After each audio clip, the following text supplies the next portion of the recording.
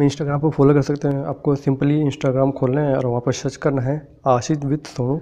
आपको हमारे इंस्टाग्राम की पेज मिल जाएगा और आपको बस फॉलो करना है, क्योंकि हम यहाँ पर पहले फ़ोटो डाल देते हैं वीडियो बनाने से पहले। इससे आपको पहले नोटिफिकेशन मिल जाएगी हमारी कौन सी वीडियो आने वाली है।